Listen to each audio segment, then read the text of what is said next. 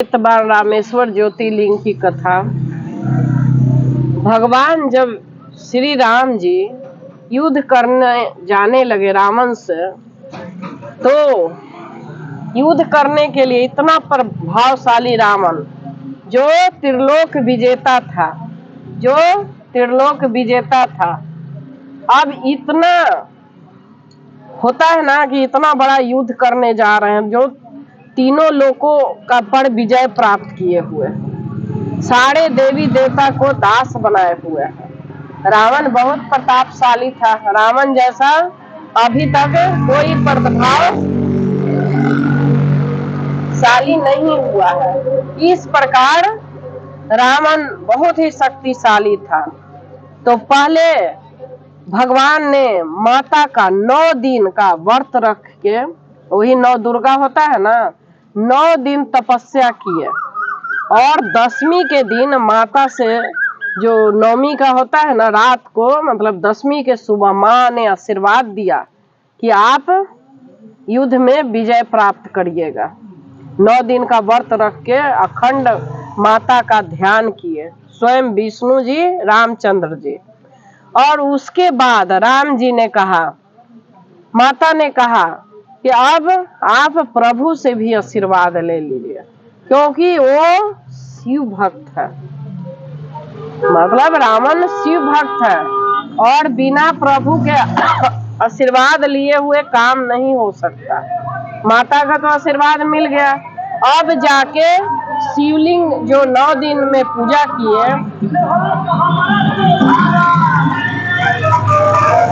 तो 9 दिन में वो पार्थिव लिंग भी बना के साथ में पूजा करते थे।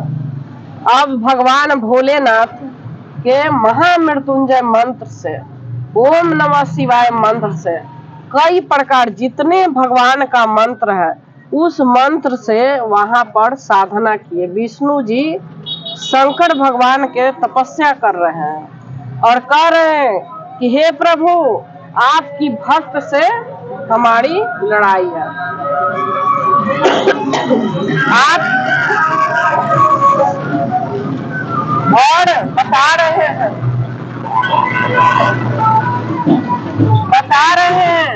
कि अब युद्ध करने जा रहे हैं, आप आशीर्वाद दीजिए कि इस युद्ध में हम विजय प्राप्त करें। भगवान भोलेनाथ, विष्णु जी पूजा किए तो स्वयं तुरंत ही दर्शन दिए और बोले कि रावण सबसे बड़ा गलत काम किया कि किसी की पत्नी का हरण किया, सबसे बड़ा दोष वही लगा। देखिए, भक्ति में सब भगवान माफ कर दिए, लेकिन पराई स्त्री को जो हरण किया, वो सबसे बड़ा दोष हुआ, और इसके कारण रावण वध हो सकता है। और आपको मैं विजय का वरदान दे रहा हूँ। स्वयं शिव जी विजय होने का वरदान दिए, क्योंकि विष्णु जी कह रहे थे कि अगर उनके भक्त है, और जब तक शंकर जी, भगवान भोलेनाथ आज्ञा नहीं देंगे, तब तक हम वध नहीं कर सकते। इसीलिए वो श्वेतबाण रामेश्वर ज्योतिर्लिंग किए। राम जी ईश्वर को ज्योतिर्लिंग मतलब बनाए और पूजा किए, तो रामेश्वर ज्योतिर्लिंग से प्रसिद्ध हुआ। और जब दूसरे दिन रावण को गए, लड़ाई हुआ, तो रावण का वध किए। क्यों? आशीर्वाद किसका था? स्वयं शिव जी का और माता साक्षात दुर्गा का, जो माता पार्वती भी है। दोनों का आशीर्वाद मिल गया, तो आसानी से रावण का वध किए। अगर आशीर्वाद नहीं मिला होता तो रावण का वध असंभव था। और श्वेतबाण रामेश्वर में जो काम मुश्किल है, जो अनहोनी होना है, वो वहां भी जाएगा, उसका काम पूर्ण होगा। बहुत लोगों का यहीं पर कहना है कि हम इतने ज्योतिर्लिंग गए, मेरी मनोकामना पूर्ण नहीं हुई। इसका अर्थ है कि उसका दिल जो है ना, दिल साफ करके नहीं गए।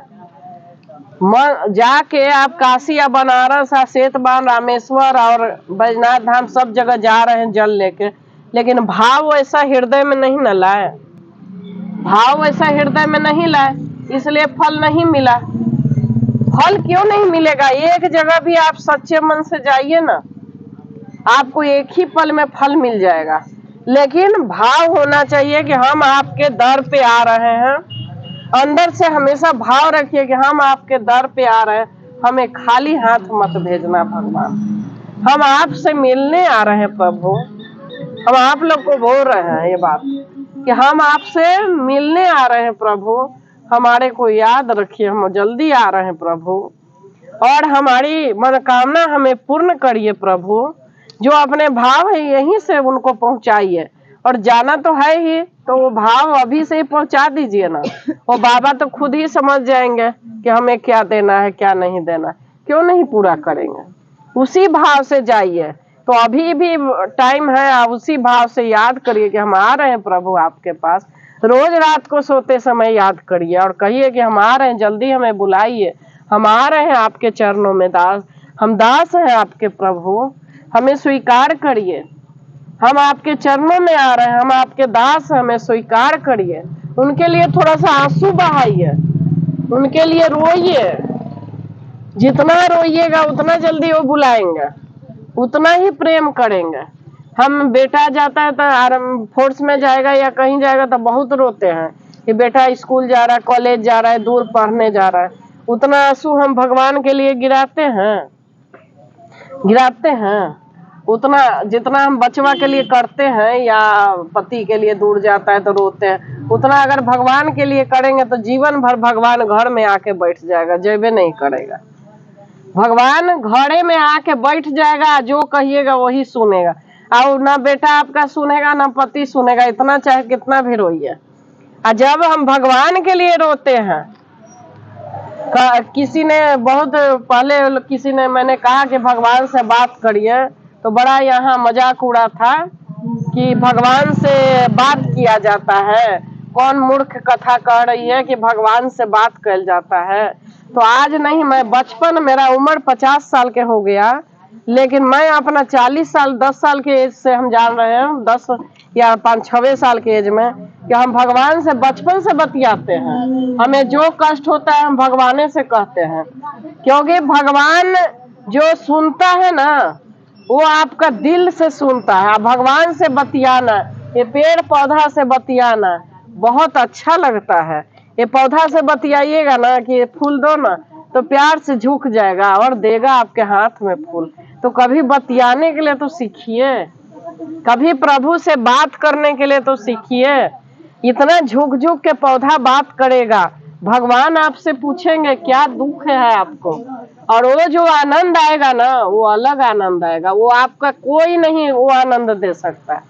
जो आपको प्रभु से बातें करके जो आनंद मिलेगा ना वो अलग ही आनंद मिलेगा। आप बतिया के देखिए, आप ही लोग के कह रहे हैं कि बतियाइए कि हम आ रहे हैं प्रभु, आप बात करो, आप फिर कल बताइएगा मेरे को कि क्या कहे प्रभु। बात करके देखिए, सीखिए भगवान से बतियाने के लिए, बहुत आनंद आएगा। बतियाने में इतना आनंद आएगा ना कि फिर लगेगा किसी से ये कथा करने में लगेगा कि क्यों ना उन्हीं से बतियाते रहे, हर वक्त उन्हीं से बतियाते रहे, इतना प्रेम हो जाएगा। और कोई दुख तकलीफ भी, बाबा ये बात हो गई, बाबा चल खाना खा, मतलब एक दोस्त जैसा बन जाएंगे, आपको किसी की जरूरत का महसूस नहीं होगा।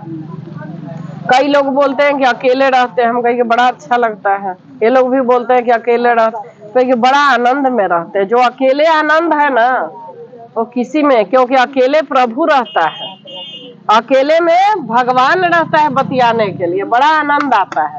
चाहे बड़ा घर है तो क्या है, उसमें भगवान बैठल बतिया रहे हैं तो कैसे टाइम पास होता है पता चलता है।